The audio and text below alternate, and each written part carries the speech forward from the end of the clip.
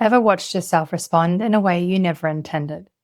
Like you're hovering above the whole thing, front row seat with zero control. Welcome to Human Evolution, the podcast where growth gets real, patterns get exposed, and things start to look a little different. I'm Jodie Thaler, integrative neuroregulation coach and the founder of Mind Drop. This is where we have the conversations that don't always get said out loud, unpacking emotional regulation, neuroscience, and the patterns shaping how you think, feel, and show up in the world, and what it really takes to change. For the self-aware, heart-led humans and high performers who are done running on autopilot and ready to live life on purpose. Let's go. So you've played the conversation out in your head, maybe more than once. You knew what you wanted to say. You had the intention, you had the words for it even. And then the moment arrives and something else completely different happened. You went quiet when you meant to speak, or you snapped when you were trying to stay calm. You said yes, even when every part of you was internally screaming, no. Maybe you could even feel yourself doing it. Like some part of you was watching from the sidelines or watching from the outside, fully aware that this wasn't how you wanted that moment to go. But you're unable to get back into the driver's seat. Then it's over. And the words come. And of course they do. But they come on the drive home or in the shower and 2 a.m. when the brain decides it's time to replay the whole conversation with a much better outcome or script. And you're left wondering, why do I keep doing this? So like many of the things that we unpack here, there is a mechanism underneath it. And you've already met 2 of the main players in the building. We're talking about the CEO, your prefrontal cortex, the part that thinks and plans, considers consequences, and knows how you would like to respond. And then we've got the guard dog. This is your amygdala and the broader threat detection system, sitting closer to the entrance of the building, which is like, your entire body, constantly scanning for anything that could mean danger. And the guard dog is fast. When something emotionally significant comes in, maybe it's a certain look or a shift in someone's tone or a sudden change of energy in the room, your brain begins processing it before you consciously made sense of what's just happened. The body starts preparing for whatever it believes is coming. Then the CEO gets the info. So this is why people often describe feeling taken over in the emotionally charged moments that happen in their life. It can feel as though the reaction appeared out of nowhere, but the nervous system is like lightning fast and already at work. You simply became conscious of it partway through. You may have heard this be called an amygdala hijack. The description is simplified, of course, because the brain is more interconnected than one region suddenly stealing control of everything else. But the central idea is useful. Your faster survival systems can initiate a response before your slower, more deliberate thinking processes have properly assessed the situation. That speed isn't an error. It's in a genuine, dangerous situation. We want it. We need it. You don't want the CEO calling a board meeting while something is coming straight at you. Wouldn't be very helpful. The guard dog's job is to act quickly and to keep you safe, right? Accuracy can come second. The difficulty begins when the nervous system fires at something that resembles danger, even when the present situation is not actually the same as whatever taught it to react that way. And this is where we meet the person who has been feeding information to the guard dog the entire time. Your brain is not simply waiting for something to happen and then reacting to it. It's constantly predicting what is likely to happen next. This is one of the central ideas in predictive processing research. The brain uses previous experience to interpret incoming information and prepare the body for what it expects is about to happen or what is coming. It's efficient. If your brain had to process every conversation, facial expression, physical sensation, and change in someone's voice as completely new information every time, life would move incredibly slowly. Instead, it looks for patterns. I call this part of the nervous system the forecaster. Just like we've got the other four showrunners, the forecaster works on the middle floors of our building, somewhere between the CEO upstairs and the guard dog at the door. And it's constantly gathering information from your surroundings and comparing it with what it already knows. So this tone sounds familiar. This expression looks like something I've seen before. Last time the room felt like this, something, whatever it might have been, happened. Then it builds a forecast and it sends that forecast to the guard dog. And the guard dog is not responding only to what is happening. It's also responding to what the forecaster believes is about to happen. And we're going to unpack this a little bit because an event and a trigger are not quite the same thing. So an event is what is observably happening in the present moment. So that might be that someone's tone changes or a message goes unanswered or a plan gets cancelled. Someone pauses after you say something vulnerable. Those are like the facts on the ground, the real-time stuff happening now. A trigger, however, occurs when the forecaster matches the event with a stored experience and predicts what the event actually means. So take a change in someone's tone. The actual event might be that your partner sounded slightly shorter than usual. Maybe it's just because they're tired, had a big day. But your forecaster does not necessarily process it as a neutral change in tone. In a fraction of a second, it scans everything it has ever stored that feels similar. And every time that kind of tone came before an argument, and every time that the energy shifted and you had to prepare yourself for what came next, right? So the guard dog receives the forecast and responds to the whole file. So your reaction may look much, much larger than a slightly clipped tone would seem to warrant. But your nervous system was not responding only to that sentence. It was responding to the history that the forecaster had just loaded behind it. So this helps explain why you can consciously know that someone is safe and still feel unsafe in a particular moment with them. Why someone going quiet can send your mind absolutely racing, or why a small change in expression can make your body tense up and feel anxious before you even know what you think it means. So the forecaster is using that past to predict the present. And most of the time, it's actually kind of useful. But sometimes, especially with these types of triggers that we're talking about, the data is old. The forecaster's database is built through experience. So every time something happens, the brain is learning from it. If a particular situation consistently leads to a particular outcome, then that connection becomes easier to recognize and it becomes quicker to activate. And this is where mental shortcuts, or what we call heuristics, come in. And a heuristic is essentially your mind saying, this looks enough like that, so we probably already know what it means. It saves time and energy. So imagine driving somewhere new for the first time, right? You're paying attention to every street sign and every turn. You might have the map open, checking it constantly, or GPS these days. After driving the same route for a year, you can arrive with barely any conscious memory of the journey. The track became a highway. So emotional responses can become automatic in a similar way. Someone's expression shifts mid-conversation and the forecaster recognizes what it believes is disapproval.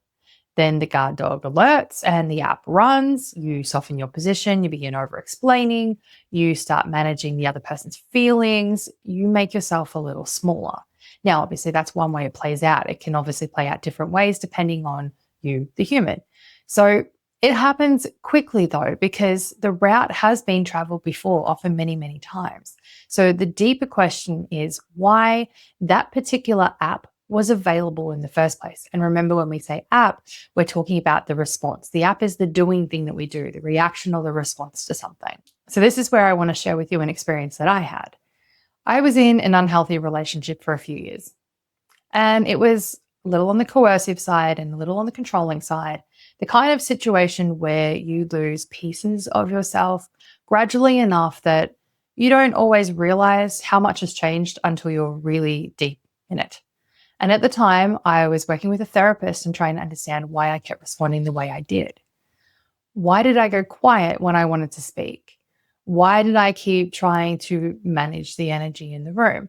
Why couldn't I access the version of myself who knew what she wanted to say?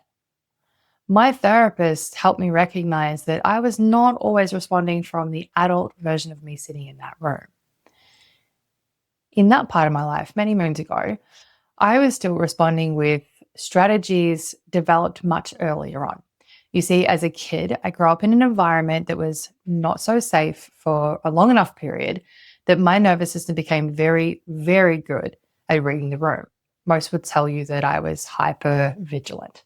So I would go quiet or stay small or watch the energy.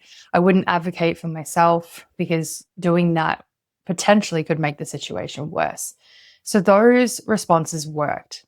They kept me safe and they were intelligent responses to the environment that I was in at the time, especially as a kid. But while my mind and body was learning how to survive that environment, I was not getting the same opportunities to build other skills.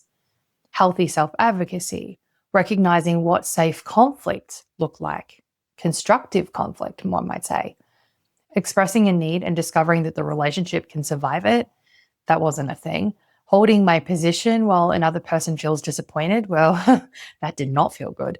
So these skills usually develop through experience, and you practice them in environments where it is safe enough to get them wrong, to adjust and try again. Now, I didn't get a chance to get much of that practice. So later on in life, in my adult relationships, and even in some of my friendships, I had a deeply established app for staying quiet and managing the room. I didn't have an equally established app for speaking clearly and staying present through whatever happened next. So sometimes staying quiet genuinely was and is the safest response. It's important that we talk about it from both sides. My forecaster wasn't always wrong, but there were other moments where I could have spoken. I could have set a limit or a boundary. I could have handled the situation differently.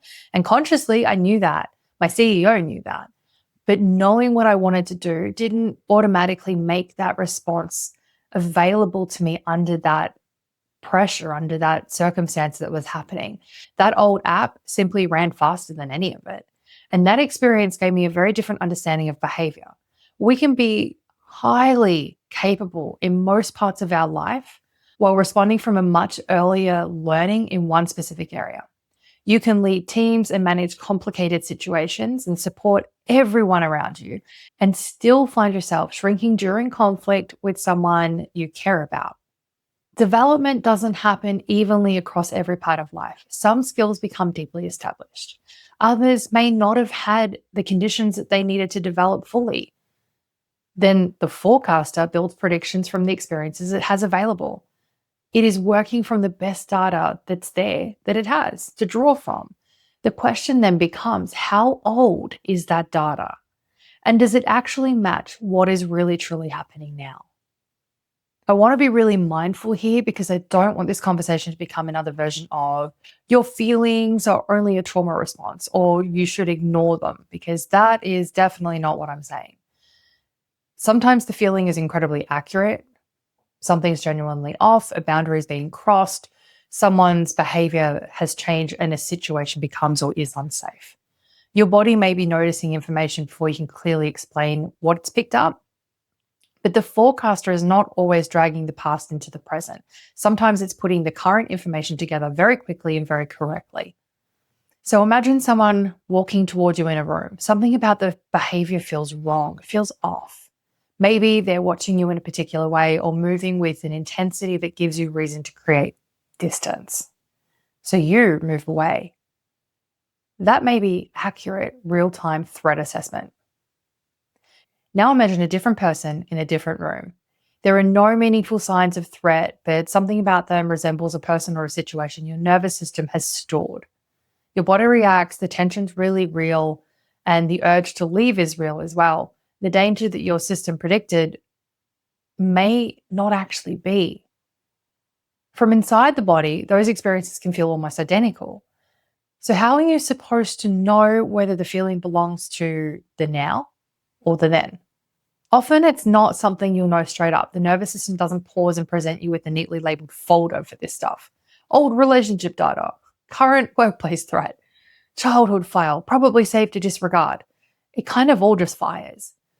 The discernment, though, develops through reflection, support, familiarity with your own patterns.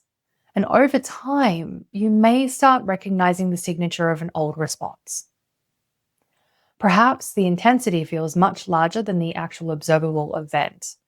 Maybe it carries an extremely familiar feeling, almost as if you have suddenly been dropped into a scene that you have lived 1,000 times before. Or you step back later and you realize that the facts don't fully support the conclusion that your body kind of reached for in the first place. A current read tends to have more observable evidence around it. The response fits the situation more closely. Other people may be noticing the same concerning behavior. And even then, human beings are complicated. There is no perfect formula, and I don't feel like we need one. Because whether the feeling comes from old data or an accurate present day read, there is another question that we want to touch base on here, which is what happens after the feeling actually arrives. Can you remain present with it long enough to decide what you want to do? And obviously, if we're talking from a safety point of view, do you actually have the time? That's something to factor in as well. Or, aside from that, does the app immediately run? You can accurately recognize that someone has crossed a line and still react in a way that you later potentially regret. You can accurately sense that a conversation is becoming unsafe and still freeze, lash out, or even begin over explaining. The feeling can be right while the action remains automatic. And this is where the difference between a reaction and a response begins to matter. So a response is a reaction with a moment of choice in it. And that moment depends on capacity. When the nervous system is already sitting close to its threshold, we talked about this a little bit in the last episode. It doesn't take much for that guard dog to fire. A change in tone that you might navigate reasonably well in one day can completely throw you in another day when you're exhausted, overloaded, already carrying like several other stresses going on board. The available space gets smaller. So building a more regulated baseline gives you and your mind more room. It means that the CEO is less likely to disappear the second something emotionally charged happens. And it may not stop the first flicker of the activation because that's still a part of what we actually want happening. It's never about being super, super calm all the time. But that initial body response is lightning fast. But you can become better at noticing what happens next. So maybe you recognize that your breath has changed or your jaw is tightened. You start talking faster. You feel the urge to explain yourself before the other person even has responded yet. And at first, you may notice these things afterwards, then halfway through, and with practice, perhaps a few seconds earlier. And those few seconds count. Not because you must perfectly regulate yourself in every difficult moment. That becomes almost another impossible standard. But they matter and they count because earlier recognition creates more opportunities for choice. And within that choice, you might pause. You might ask for a minute so you can have some breathing space. You might check what was actually said, decide that this conversation needs to happen later. You don't have the bandwidth for it right now. Potentially even leave a situation that genuinely doesn't feel safe.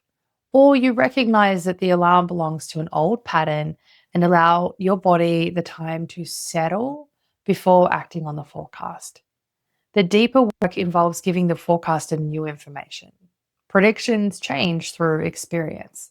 So when your nervous system expects one outcome and repeatedly encounters something meaningfully different, it can begin revising what it believes is likely to happen. You say no, and the relationship doesn't explode, it survives. You express a need that you have, and the other person actually responds with care. So you hold your ground while someone feels disappointed, and you kind of discover that that discomfort doesn't automatically mean you're going to be abandoned. You actually speak up during a difficult conversation and you remain connected to yourself whilst you do it. You can find all the words you actually want to say.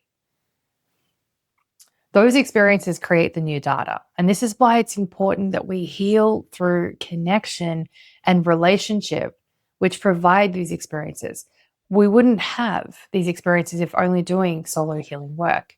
Now, important little caveat here is that the people you do this with are safe. Sometimes that happens naturally through healthy relationships and repeated practice. And sometimes the old response carries enough emotional charge that more structured support is actually needed. And that might include things like trauma-informed therapy, EMDR, EFT tapping, other somatic approaches. Hypnotherapy can be really great for this, or other forms of work that involve more than analyzing the experience intellectually. Different people respond differently to different modalities, and who you have as a practitioner matters as well. The common thread, though, is that the nervous system needs more than a theoretical explanation. It needs a bit of both. So it needs an experience that it can actually register. The CEO can understand that the current situation is different. It gets it. The forecaster changes when the system begins experiencing different outcomes and kind of lives to tell the tale in a great way, in a good way, not a scary way. And that process can take some time. That's the integration process that you might hear a lot of people talking about, the word integration being thrown around. We're talking about predictions that are built through repetition, sometimes over decades. But these predictions aren't fixed. The brain keeps learning. We gotta love that neuroplasticity. And the database can change. The old apps can be updated or even deleted, and new apps can be built and practiced until they become more available when the moment arrives. So when that pressure is really on. And this is where that choice, that moment of choice begins to grow. So as we wrap up today's episode, let's ask this question. Why do we react differently than what we intended? Simply because the version of you making the plan and your nervous system that's responding in the moment are not working at the same speed. The forecaster is comparing the moment with everything that came before it. The guard dog receives that forecast and prepares the body. And then the most established app runs, the one that's most suitable runs. And all of that can happen before you have fully understood what exactly is going on in that moment. So your reaction isn't actually as random as you might think. It's the outcome that you have built and that your system has predicted will be most useful based on the data and the responses it currently has available. Sometimes that forecast is incredibly accurate, and sometimes it belongs to a completely different time. The goal is to not distrust every feeling or convince yourself that your body is wrong. The work is building enough capacity to stay with the feeling long enough to discover what it's telling you, and enough space, so creating the capacity to decide what you want to do with it. That's the moment between reaction and response. And with the right support, practice, and experience, that moment can get bigger, and that's really exciting. Next week, coming up on the Human Evolution podcast, we are taking this into relationship domain. Because when the forecaster keeps working with familiar data, it doesn't only shape how you respond to people, it can shape who feels familiar to you in the first place. Different person, same emotional dynamic. We're going to unpack a little bit of that next week. See you there. Hey, my beautiful friend. Thanks for hanging out and listening to today's episode. If you want to keep the momentum going, head over to minddrophq.com/podcast. It's where all the tools, resources, and gold from the show are kept, so your growth doesn't stop when the episode ends. If this episode sparks something in you, share it with a friend or someone who needs to hear this. The more people having these conversations, the bigger the ripple we create. And if you haven't already, hit subscribe so you never miss an episode. It really means the world. Until next time, keep being your gorgeous, unstoppable self.